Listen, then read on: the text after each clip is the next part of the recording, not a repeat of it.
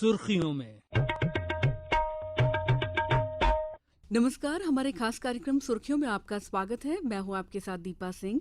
जैसा कि आप जानते हैं, इस कार्यक्रम में हम समसामयिक और खास तौर पर आप श्रोताओं से जुड़े विषयों पर बात करते हैं। खसरा पर जागरूकता फैलाने के लिए हर साल 16 मार्च को खसरा टीकाकरण दिवस आयोजित किया जाता है। खसरा एक संक्रामक वायरल बीमारी है जो ज्यादातर बच्चों को प्रभावित करती है। ये छोटे बच्चों में विकलांगता और कभी-कभी मृत्यु के प्रमुख कारणों में से एक हो जाती है। खसरा टीकाकरण दिवस इस घातक बीमारी के बारे में लोगों को जागरूक करने के लिए मनाया जाता है और वे इसका कैसे इलाज करा सकते हैं। खसरे का कोई विशेष उपचार नहीं है, लेकिन बच्चों को बीमारी से बचाने के लिए वैक्सीन उपलब्ध है जो सुरक्षित है और लागत प्रभावी दोनों है। छोटे बच्चे जिन्हें खसरा टीकाकरण प्राप्त नहीं होता है, उन्हें खसरा और इसकी जटिलताओं का अत्यधिक खतरा होता है, जिससे मृत्यु भी हो सकती है। WHO ने खतरे के टीके की 2 खुराक खसरा मम्प रुबेला MMR या खसरा रुबेला MR संयोजन के साथ सभी बच्चों के लिए टीकाकरण की सिफारिश की है। भारत में 9 से 12 महीने की आयु के शिशुओं के यूनिवर्सल टीकाकरण कार्यक्रम और 16 से 24 महीने की उम्र में दूसरी खुराक के तहत खसरा टीकाकरण दिया जाता है। आज हम बात करेंगे खसरा और रुबेला रोग से कैसे बचें। इस विषय पर बात करने के लिए हमारे साथ मौजूद हैं राज्य टीकाकरण अधिकारी डॉक्टर संतोष शुक्ला। सर, बहुत स्वागत है आपका हमारे कार्यक्रम में। धन्यवाद। तो चलिए कार्यक्रम की शुरुआत करते हैं। संतोष सर, सबसे पहले आपसे समझना चाहूंगी कि खसरा रोग क्या है और ये बच्चों को किस तरह प्रभावित करता है। देखिए, अन्य रोगों के समान बच्चों की सबसे जानलेवा वायरस की बीमारी है ये। अभी टीका रोधक 12 बीमारियां होती हैं, उसमें आप मुझसे पूछें कि 38 सालों में टीकाकरण कार्यक्रम के अनुभव के आधार पर आप बताइए कि कौन सी बीमारी सबसे ज़्यादा पीड़ित कर सकती है और बहुत ज़्यादा हानिकारक भी है शरीर के लिए। वो हैगा खसरा और रुबेला। ये 2 अलग अलग वायरस हैं। खसरा का वायरस सबसे सूक्ष्म वायरस है, धरती पर सबसे दूरस्थ क्षेत्र में जाके असर करने वाला है और सबसे ज़्यादा घातक भी है और मारक भी है। और सबसे बड़ी महामारियां अगर हुई हैं, विश्व में बहुत अनेक प्रकार की महामारियां हुई हैं, उसमें बच्चों में होने वाली महामारियों में ये प्रथम नंबर आता है। ये वायरस कई जटिलताएं पैदा करता है। इसकी पहचान होती है सर्दी, खांसी, आंखें लाल, तेज बुखार, दानेदार। सबसे पहले सर्दी होती है, फिर आंखें लाल होती हैं, तेज बुखार होता है। चौथे दिन माथे पे छोटे छोटे लाल लाल दाने कान के पीछे से पूरे शरीर में फैल जाते हैंगे।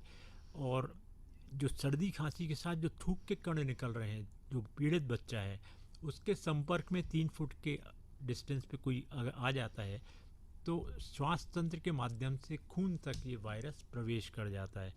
और इसकी भयानकता इस प्रकार आपको जानना होगा कि जैसे ही शरीर में प्रवेश किया ये वायरस, 7वें दिन सबसे पहले ये आक्रमण करता है आँख की झिल्ली पे। आपको यहाँ ये बताना चाहता हूँ कि हमारे मानव शरीर में जो सुरक्षा का कवच है वो है चमड़ी, और चमड़ी के नीचे एक लसलसा पदार्थ है, इसको बोलते हैं एपिथेलियम, झिल्ली जिसको बोलते हैं। तो ये झिल्ली में विटामिन ए का भंडार गृह है और इस भंडार गृह को क्षतिग्रस्त करता है ये वायरस। तो आँख की झिल्ली को जैसे ही क्षतिग्रस्त किया तो वहाँ इन्फेक्शन हो जाता है। अगर समय पे ढंग से इलाज नहीं मिला प्रॉपर चिकित्सक के माध्यम से, तो अंधत्व को 1 लाख बच्चे इस देश में अंधत्व को प्राप्त हो रहे हैं, क्योंकि हमने सही समय पर सही इलाज नहीं किया था। 10वें दिन कान पक जाता है बच्चों का। ये मीजल्स वायरस की कॉम्प्लिकेशन गिना रहा हूँ मैं आपको। तो 10वें दिन कान पकता हैगा। फिर वही सरसों का तेल और बकरी का दूध, जो देशी इलाज के चक्कर में हमारे भोले भाले खासतौर से ग्रामीण क्षेत्र के परिवारजन ग्रसित हो जाते हैं और उससे आजन्म बहरापन आ जाता है बच्चों में। 14 दिन पे निमोनिया, फेफड़े की झिल्ली पे आक्रमण होता है वायरस का, निमोनिया हो जाता है। निमोनिया आपको मालूम है किलर डिजीज़, यानी सबसे ज़्यादा अगर मौत का कोई कारण है बीमारी, वो निमोनिया है। अगर तुरंत इसको इलाज ना कराए, 1 मिनट में 50 से श्वास गति ज़्यादा होती है, उसको निमोनिया कहते हैं। हाफी चलना, पसली चलना, कॉमन शब्द में पहचाना जाता है रोग। अगर इसको भर्ती कर दिया तो उसको हमने बचा लिया, अदरवाइज घर पे रह के तो मौत ही है। तो ये इतना गंभीर रोग पैदा करता है। इसके बाद 6 हफ्ते के बाद आंतों की झिल्ली पे आक्रमण करता है और उल्टी दस्त चालू हो जाती है बच्चे में। और ख़ास तौर से डिहाइड्रेशन जब हो जाता है तो वो भी अगर अस्पताल तक हम नहीं पहुंचा पाए तो मौत हो जाती है। 6 महीने बाद आर्थराइटिस, जोड़ों पे झिल्ली पे अटैक करता है, सूजन आ जाती है, हाथ पांव टेढ़े होने लगते हैं बच्चों के, और ये बीमारी भी काफ़ी ज़्यादा विकलांगता पैदा करती है। 1 साल के भीतर दिमाग की झिल्ली पे अटैक होता है और मेनिंजाइटिस हो जाती है। मस्तिष्क ज्वर जिसको कहते हैं, आप सबको मालूम है कि बहुत ही गंभीर रोग है, और 7वें साल जाके एनसेफेलाइटिस पैदा करता है। यानी आप सोचें 7 दिन से 7 साल तक वो वायरस बच्चे के शरीर में प्रवेश करके अनेक प्रकार की जटिलताएं उत्पन्न करता है और शरीर को छत-विक्षत कर देता है, जर्जर कर देता है। तो इसके हश्र क्या होता है, 30% जो हमारे कुपोषित बच्चे हैं, जो बहुत ज़्यादा एनीमिक हैं, वो मौत के मुंह में भी जा सकते हैं। 50% कुपोषण के ग्रहण कर लेते हैं। 80% विकलांगता दर ग्रहण कर लेते हैं। तो ऐसी खतरनाक बीमारी जिसके खिलाफ हमारे पास, अगर मैं मुझसे पूछें आपकी 12 वैक्सीन में सबसे ज़्यादा असरकारी कौन सी है, तो 97% असरकारी है ये जी। MR का टीका, और बहुत सुरक्षित है। मैं आज ही चेक कर रहा था कि 2019 में MR का टीका मध्य प्रदेश में प्रारंभ किया गया था, जनवरी महीने में। अभी तक 1,55,00,000 MR टीके हम लगा चुके हैं, हानि रहित हैं, और विश्वासपूर्वक आपको ये आंकड़े में पेश कर रहा हूँ कि ये सुरक्षित टीकों में नंबर 1 पे है। तो इसलिए आप बिल्कुल ना घबराएं, किसी के कहने में ना आए, कोई अफवाह पे ध्यान ना दें। ये सुरक्षित टीके हैं, असरकारी हैं, उपयोगी हैं, लाभकारी हैं और हानि रहित हैं। तो कृपया 9 महीने से 12 महीने में पहला डोज और 16 से 24 महीने में दूसरा डोज जो लगाने की तालिका है उसका अनुसरण करें। यदि किन्हीं कारणों से हो सकता है कि हम छुट्टी में बाहर लंबे चले गए और टाइम से नहीं लग पाया, तो 2 से 5 साल के बीच में भी अगर कोई बच्चा छूटा मिलता है तो उसको हम लोग आज एक टीका लगाते हैं, 1 महीने के बाद दूसरा, तो 2 डोज पूर्ण सुरक्षा संपूर्ण। बिल्कुल, तो बहुत ही अच्छे तरीके से विस्तार से आपने हमारे श्रोताओं को समझा दिया है कि खसरा रोग क्या है और ये हमारे बच्चों के लिए किस तरह भयावह हो सकता है अगर हमने समय पर वैक्सीन नहीं ली है। जी। और वैक्सीन के अनगिनत फ़ायदे हैं, वो डॉक्टर संतोष शुक्ला आपको आगे भी बताएंगे। अभी उन्होंने बताया है कि किस तरह से ये जो 7 महीने से लेकर 7 साल तक बच्चे को प्रभावित कर सकता है ये वायरस, इससे कैसे बच सकते हैं। बहुत सारी बातें इस कार्यक्रम में हम लोग करेंगे। डॉक्टर साहब, आपने लक्षण तो बहुत अच्छे से गाकर बताए कि सर्दी, खांसी और जुकाम, तो लक्षण आपने बता दिए हैं। तो मैं ये जानना चाहूँगी, मान लीजिए कोई बच्चा खांस रहा है या छींक रहा है, तो क्या खसरा रोग इससे भी फैलता है? बिल्कुल, ये संक्रामक रोग है, छूत की बीमारी जिसको कॉमन शब्द में बोलते हैं, छूत की बीमारी थूक के कणों से फैलता हैगा। और जो भी बच्चे अटीकाकृत हैं या आंशिक टीकाकृत, जिसने दोनों टीके नहीं लगाए वो तो बहुत ज़्यादा खतरे में है, और एक आंशिक है ने सिर्फ एक ही डोज लगाया, दूसरा नहीं लगाया, तो ये दोनों को प्रभावित करता हैगा। तो इसलिए ज़रूरी है कि हम ये संदेश आपके प्रोग्राम के माध्यम से हर परिवार को देना चाहते हैं कि आज के बाद, इस प्रोग्राम को सुनने के बाद, आप देखिए सबसे पहले मदर चाइल्ड कार्ड, जी। जो बच्चे को टीके लगे हैं उसके लिए आपको एक कार्ड उपलब्ध किया गया। क्या मेरे बच्चे को, अगर वो 2 साल का है तो 9 से 12 का पहला टीका उसमें दर्ज है, क्या 16 से 24 का दूसरा टीका उसमें दर्ज है? यदि हाँ, तो आप खुशी खुशी ये कह सकते हैं कि मेरा बच्चा पूर्ण सुरक्षित है मीजल्स रूबेला जैसी घातक बीमारी से। यदि नहीं तो तुरंत चिंता करें। आसपास आपके आंगनवाड़ी केंद्र में टीके लगते हैं, मुफ्त में लगते हैंगे, निश्चित दिन, निश्चित स्थान, निश्चित समय पे लगते हैंगे, 9 बजे से 4 बजे तक, या तो मंगलवार होगा या शुक्रवार दिन। वहाँ आंगनवाड़ी है, उसके पास आप बच्चे का नाम लिखवा दीजिए, आशा आपको बुलाने भी आएगी। यदि आप शहरी क्षेत्र में रह रहे हैं तो पास के अस्पताल में, सभी शासकीय संस्थाओं में ये टीके उपलब्ध हैंगे। देरी ना करें, बिल्कुल समय डॉक्टर पे साहब, एक टीके और लगाएं। सवाल चाहूँगी कि क्या ये टीके पूरी तरह से निःशुल्क होते हैं? पूरे निःशुल्क हैंगे।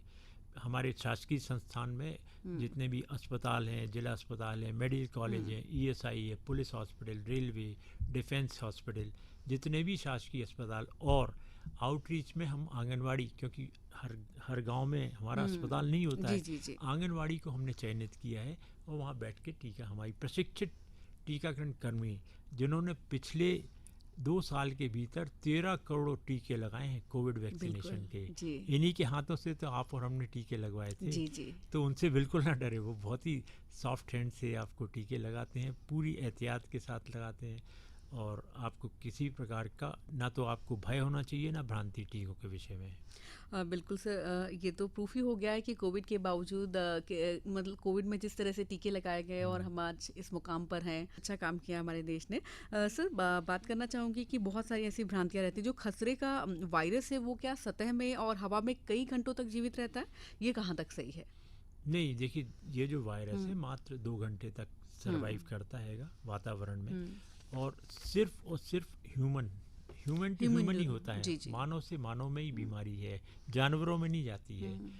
हमें ये देखना होगा कि ये जो हमारा बीमारी है ये महामारी का रूप धारण ना करे। जी, और वो कैसे कर सकते हैं? जैसे ही हमारा शंकास्पद कोई केस हुआ एमआर का, जिसको दाने आ रहे हैं बुखार के साथ, उसको जैसे कोविड में हम लोग क्या करते थे, तुरंत आइसोलेट एकांत में कर लेते थे, सब उसको बंद करके सब खाना पीना सब व्यवस्था उसके कमरे में रहती थी, और हम लोग मास्क लगाते थे, बिल्कुल सोशल डिस्टेंसिंग मेंटेन करते थे, और हाथ धोते थे, सैनिटाइजेशन। तो यही बस देखिए, कोई भी वायरस से अगर लड़ना है तो एक बहुत अच्छा ज्ञान हमें कोविड वैक्सीनेशन या कोविड बीमारी में मिल चुका हैगा। SMS, सोशल डिस्टेंसिंग, मास्किंग और सैनिटाइजेशन, 3 चीज़ों का भरपूर उपयोग करें। और ऐसे बच्चा अगर स्कूल जाता है उसको रोकें, वो जिद ना पकड़े, क्योंकि उसके कारण स्कूल में उसके जो सहपाठी हैं या सहपाठिनी हैं वो सब प्रभावित हो सकती हैं। बिल्कुल। तो हमने यहाँ पे शासकीय स्तर पे समस्त स्कूल विभाग का भी सहयोग लिया है, उनको एम्पावर किया है टीचर्स को कि इस प्रकार का कोई बच्चा आपकी क्लास में आता है, आप उसको वहीं पे रोक दीजिए, क्लासरूम में ना जाने दीजिए। माता पिता को बुलाइए, समझाइए उनको कि देखिए ये छूत की बीमारी है, संक्रामक हो सकती है, महामारी रूप धारण कर सकती है स्कूली बच्चों में। कृपया 1 सप्ताह के लिए उसको घर पे रह के, और जो संभावित इलाज है, देखिए बीमारी का तो कोई इलाज नहीं होता वायरस में, मगर उससे होने वाले जो कॉम्प्लिकेशन जो अभी 7 दिन से 7 साल के मैंने आपको गिनाए थे, वो उस पर नज़र रखिए आप। यदि वो उसमें तकलीफ हो रही है तो तुरंत चिकित्सक की सलाह ले लीजिए। बिल्कुल सही कहा सर, बहुत अच्छे से आपने बताया कि छोटी छोटी सी अगर सावधानियां बरती जाएं तो इस भयावह बीमारी से बचा जा सकता है। सर, बात करें अगर रुबेला की, तो समझना चाहेंगे कि ये किस तरह का वायरस है और कैसे इससे बच्चों को बचा सकते हैं? मीजल्स जैसे ही एक उसी का छोटा रूप है ये रुबेला वायरस। इतना ज़्यादा भयानक तो नहीं है, मगर इसका वायरस का एक असर हैगा जो बहुत ज़्यादा खतरनाक है।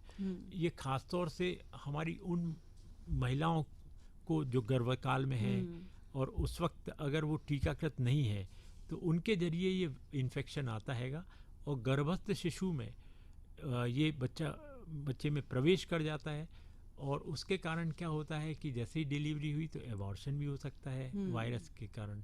दूसरा, कंजेनाइटल पैदा होगा तो आँखों में उसके कैटरेक्ट हो सकता है, दिल में छेद हो सकता है, शारीरिक और मानसिक विकलांगता लेके पैदा हो सकता है। तो ये थोड़ा सा 18-20 साल से ज़्यादा बच्चा वो जीवित नहीं रहता है, 2.5 दिन की मीज़ल्स के रूप में जाना जाता हैगा।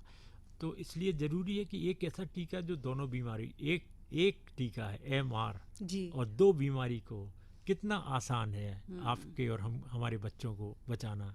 तो हम अपनी परेशानी खुद ना स्वयं खड़ा करें, किसी के कहने पे नहीं। देखिए, देखा हुआ सच होता है, सुना हुआ अफवाह। मैं आपको विगत 38 इयर्स के अनुभव के आधार पे, और मैंने देखा है, जब मैंने ज्वाइन किया था 19 नवंबर 1985 को, उस दिन मीजल्स का टीका इंडिया के यूनिवर्सल इम्यूनाइजेशन प्रोग्राम में शामिल किया गया था। और इसके बाद हम लोगों ने देखा कि हम सेकेंड डोज 2010 में हमने प्रारंभ किया। सेकेंड डोज, पहले एक ही डोज लगता था जी। फिर 2019 से हमने MR डोज चालू किया।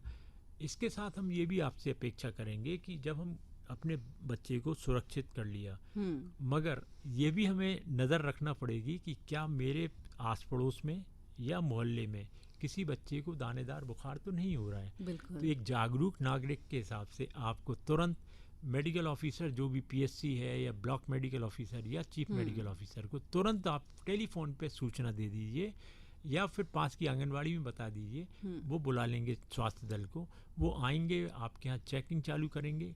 आउटब्रेक रिस्पॉन्स इम्यूनाइजेशन यानी महामारी प्रत्युत्तर टीकाकरण की जो व्यवस्था है वो कायम हो जाएगी उस गांव और उस शहरी वार्ड में, जी। वो क्या करेंगे, वो आएंगे आपके घर में, पहले उस बच्चे को देखेंगे, बच्चा गंभीर तो नहीं है, गंभीर है तो तुरंत उसको रेफरल सेवाएं देंगे। अगर उसके साथ वाले दूसरे बच्चे अभी प्रोटेक्टेड नहीं है तो उनको टीकाकृत भी कर जी, देंगे जी। बचाव के लिए। फिर आस पड़ोस के बच्चों में पूछना चलेंगे कि पिछले 3 महीने में आपके यहाँ किसी को दानेदार बुखार तो नहीं हुआ। यदि हाँ तो वो संभावित केस मानते हुए उसका नाम नोट कर लेंगे। नाम नोट करके विटामिन ए की खुराक आज एक पहली और दूसरी 24 घंटे के अंतराल में 2 डोज दे देते हैं, तो बच्चे की मौत होने की संभावनाएं नगण्य हो जाती हैं। ये नया ज्ञान WHO के माध्यम से प्राप्त हुआ है जी। और इसको बोलते हैं therapeutic dose of vitamin A. साथ में जो पीड़ित बच्चे हैं उन सब का 2 प्रकार के सैंपल लिए जाते हैं। 7 दिन के अंदर मुंह में काड़ी डाल के, जैसे कोविड का सैंपल जी, होता जी, था, हाँ। थूक निकाल लिया जाता है और भेज देते हैं लैब में। नेशनल लैब हमारे प्रदेश में एक गांधी मेडिकल कॉलेज है, दूसरा जबलपुर, 2 लैब में भेज दिया जाता है। 28 दिन के अंदर ब्लड सैंपल ले लिया जाता है, ये भी वहाँ भेज दिया जाता है संबंधित लैब में, और वहाँ से हमें 48 घंटे में रिपोर्ट भी आ जाती है। यदि पॉजिटिव होता है तो हम 14 दिन तक उस क्षेत्र में निगरानी रखते हैं और शहरी क्षेत्र में 5 किलोमीटर, शहरी क्षेत्र में 500 घरों में और ग्रामीण क्षेत्र में 5 किलोमीटर क्षेत्र में आउटब्रेक रिस्पॉन्स इम्यूनाइजेशन, यानी जो भी बचाव की कार्रवाई है वो पूर्ण किया जाता है। बिल्कुल। तो रुबेला को भी हल्के में नहीं लिया जा सकता, डॉक्टर साहब कह बिल्कुल सकते हैं, बिल्कुल भी। तो इसलिए जो है बहुत सावधानी बरतने की ज़रूरत है। डॉक्टर साहब, मान लीजिए किसी बच्चे को टीकाकरण हो चुका है, उसके बाद क्या छोटी छोटी सी सावधानियां, जैसे आपने SMS बताया है, वो पहले भी हमें जी। बरतना चाहिए और बाद में भी, हाँ। और क्या छोटी छोटी सी सावधानियां हैं जो टीका रख जब सकते हैं? लगाया जाता है तो आपको जो वैक्सीनेटर है वो समझाइश भी देती है, और आप भी समझ लीजिए कि देखिए टीके जो है दोस्त हैं, दुश्मन नहीं। पहली बात, जी। टीके वरदान हैंगे, अभिशाप नहीं है। तो इसको चीज़ तो निकाल दीजिए कि टीके से कहीं ये तो नहीं हो जाएगा, वो तो नहीं है, क्या होगा ये समझना चाहिए। वो ये होगा कि हल्का सा बुखार, थोड़ा सा दर्द, मामूली से दर्द, खुजली, ललामी, ये सामान्य प्रतिक्रियाएं हैं। यदि ये सब शरीर में दिख रहा है तो मान के चलिए उसमें उसके शरीर में बीमारी से लड़ने की ताकत पैदा हो गई है। तो इसको अपन को सकारात्मक दृष्टि से देखना चाहिए। अगर बुखार हैगा, दर्द ज़्यादा करा रहा है तो पैरासीटामॉल की दवाई है, हम लोग उसको पैरासीटामॉल दे दिया जाता है उम्र के हिसाब से, और थोड़ा सा पानी की पट्टी लेके वहाँ सूजन हैगी तो सिकाई कर दीजिए ठंडे पानी की पट्टी से। 24 से 48 घंटे में स्वयं में भी ठीक हो जाता है। तो एक सुई, 2 बीमारी और 2 दिन, 2 दिन आपको थोड़ा सा सब्र रखना पड़ेगा, थोड़ी सी सेवा उस बच्चे की कर दीजिए। बच्चे तो नादान हैं, ना समझ हैं, हम तो समझदार हैं। बिल्कुल, बहुत अच्छी वो अगर बात उसका आपने। एक बार पहली बार में टीके में रोया था तो ऐसा नहीं कि हम दूसरा नहीं लगाएंगे क्योंकि वो तो बहुत रो रहा था। उसको नहीं मालूम कि उसको आजीवन सुरक्षा मिलने वाली है। जी। 2 डोज के बाद आजीवन सुरक्षा है मीजल्स रूबेला जैसी घातक बीमारी से। बिल्कुल, बहुत ही इम्पोर्टेंट बात आपने कही कि 2 डोज हैं और आपको जीवन भर के लिए आप सुरक्षित हो गए हैं। तो ज़रूर इन टीकों को टाइम टू टाइम लगवाया जाए। डॉक्टर साहब, क्या संक्रमित व्यक्ति के, बहुत बार बोलते हैं, एक और भ्रांति है, चाहती हूँ कि आप उसका खंडन करें, ग्लास से अगर कोई पानी पीता है तो भी, या साथ में खाना खाता है तो फैल सकता है? नहीं, ये बात सही है। कोई भी वायरस है थूक के माध्यम, अब पानी अगर पी रहा है मतलब उसका थूक तो टच हुआ ही है। जी। तो संक्रमण तो हो रहा है। हाथों में बीमारी के हैं वायरस, आपने मुझे हाथ मिलाया तो हम लोग नमस्ते अभियान तो करते ही हैं। जी। और जो कोविड में हमने देखा था कि हम मास्क का हाथ, बार बार हाथ धोना, देखिए अगर हम हैंड वॉश की प्रैक्टिस कर लें, पब्लिक हेल्थ का बहुत बढ़िया सिद्धांत है कि यदि हम अपनी प्रैक्टिसेस स्ट्रांग कर लें बचाव की बीमारी से, तो कोई कारण नहीं है। हम पानी पिएं तो शुद्ध पानी पिएं, पहले सूंघें, पहले देखें कहीं मटमैला तो नहीं, फिर सूंघें कहीं बदबूदार तो नहीं, फिर चखें कहीं कड़वा और खट्टा तो नहीं, फिर पिएं। तो बहुत कोई पैसा नहीं लग रहा है इस ज्ञान के लिए। तो अगर 80%, 80% बीमारियों की रोकथाम सिर्फ शुद्ध पेयजल से कर सकते हैं। फिर वातावरण की बात जहां आप कर रहे हैं कि वायरस में हमें नहीं मालूम कौन थूक के चला गया इस एरिया में, और हम वहाँ पे घूम रहेंगे, तो ख़ास तौर से हम ऐसी भीड़ भरे एरियो में या स्लम बस्तियों, गंदी अनहाइजीनिक एरिया में जा रहे हैं, तो मुंह पे अपना मास्क या कपड़ा जो भी है रख सकते हैं तो रख लें, तो जिससे हम श्वास नली के माध्यम से जो हमारे वायरस या बैक्टीरिया प्रवेश कर सकते थे, वो द्वार तो मैंने बंद कर दिया। जी। और तीसरा हैगा कि शुद्ध आहार, जी। पौष्टिक आहार। जो बाजार में बिक रही चीज़ें हैं खुली रहती हैं, मक्खियाँ बैठ जाती हैं, उनके डंक में नहीं मालूम कि किस शौच पे से उठ के आई है वो, जी जी। तो ट्रांसमिट करती है ये इन्फेक्शन। तो स्वस्थ जीवन के 4 आधार: शुद्ध पेयजल, स्वच्छ वातावरण, संपूर्ण टीकाकरण और पौष्टिक आहार। तो ये 4 स्तंभ आप मजबूत रखिए, कोई कारण नहीं है कि आपको कोई भी बीमारी प्रवेश कर पाए। बिल्कुल डॉक्टर साहब, आपने बहुत अच्छे से समझाया है। 4 स्तंभ हैं, अगर इनका पालन किया जाए तो आजीवन आदमी स्वस्थ रह सकता है और अच्छा अपना जीवन व्यतीत कर सकता है। डॉक्टर साहब, और कौन कौन सी छोटी छोटी सी बातें हैं जो हमारे श्रोतागण ध्यान रखें हैं? देखिए, आप सबके सहयोग से हमने पोलियो उन्मूलन किया। पोलियो उन्मूलन में क्या किया था आपने मदद कि हर एक भी घर और एक भी बच्चा ना छूटे। जी जी। तो एक आज गांठ बांध लें, हम लोग कसम खा लें कि मेरे परिवार में, मेरे आसपास में, मेरे मोहल्ले में, मेरे यार दोस्त में, मेरे कुटुंब में किसी भी बच्चे को जो 5 साल से कम उम्र का है उसको पूरे टीके लगे हैं। ये हमारी नैतिक जिम्मेदारी है। तो कर्तव्य बोध के साथ हम अपनी जिम्मेदारी उड़ें। बच्चे बहुत ज़्यादा नादान होते हैं, उनको तो मालूम नहीं रहता ना, मगर हमें तो मालूम है। तो पहली बात तो यह है कि हम जागरूक करें, पूछताछ करें और समझाइश दें। दूसरा, हम ये चाहते हैं कि हम जब बच्चों का टीकाकरण कर रहे हैं तो कुछ टीके ऐसे होते हैं जो 3 बार देते हैं, पेंटावेलेंट का 1.5, 2.5, 3.5 महीने में। तो ये देखिए कि ऐसा नहीं एक टीका लगाया और आप सोचें अरे दोबारा क्यों जाए, दोबारा है तो तिबारा क्यों जाए। टीकों की महत्व को समझिए आप। और क्योंकि जो तालिका बनी है बहुत रिसर्च के बाद बनी है। एक BCG टीका है, आजीवन सुरक्षा देता है, अगर बाएं कंधे पे लगा लेते हैं। बच्चा पैदा होते ही साथ आजकल टीके देते हैं जिसको बोलते हैं बर्थ डोज, तो साथ में 2 बूंद पिला देते हैं और एक हेपेटाइटिस लगा देते हैं। फिर जब 1.5 महीने का बच्चा होता हैगा तो हम उसी बच्चे को पेंटावेलेंट दे के और साथ में 2 बूंद जिंदगी, 5 बूंद रोटा की, दाहिने बाजू में एक फ्रैक्शनल IPV का पोलियो वाला इंजेक्शन लगा देते हैं, दाहिने थाई पे PCV लगाते हैं।